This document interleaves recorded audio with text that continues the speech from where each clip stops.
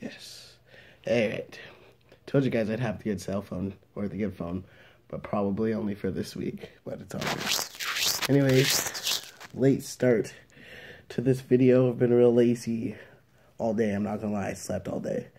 But it is what it is, and this week's topic is advice to parents about ways to approach, I guess, if you're kids trans or gay, lesbian, whatever it is. I don't know, my mom was pretty funny about it, I guess.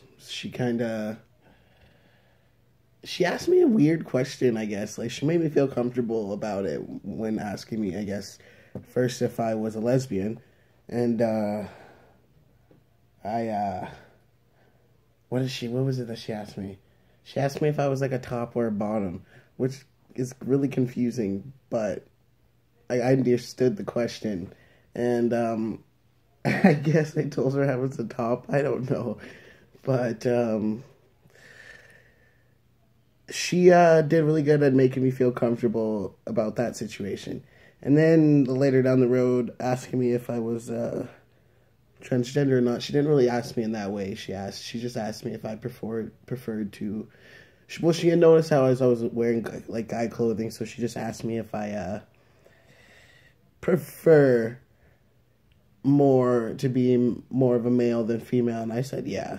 And at the time, I was like 16 years old, so I kind of was confused a little bit at that point. But I knew at the end of the day, I had preferred being male more than female. So, and then my advice to parents, I guess, is just like, do your best to make your kid feel comfortable, because you can't come at them in a way of it's got to be comfortable both ways, I guess. Like, because I guess at the end of the day, it is hard for parents, but you got to remember at the end of the day, it is harder for the kid. So you got to figure out a way to make yourself comfortable with it, and then approach your kid about it. Because when my mom did it to me, I was I was comfortable, and it actually made me feel like I could talk to her more about it at the end of the day. So that was really cool about that situation. But I know some parents are not okay with it, and yelling, and they just come at it in like, you know, almost like a bit of a rage, or like just anger, and that helps no one. Like, yelling at anybody doesn't help anybody. I know at the end of the day, if my parents came at me and were mad about it and said, no, like, that's not what you're supposed to be, or that's not how life is, I mean, I'd be like, well, first of all, I'd start to hate myself and think that I wasn't right, and then it just takes a toll on a person. So pretty much what I'm saying is that approach it in a good manner.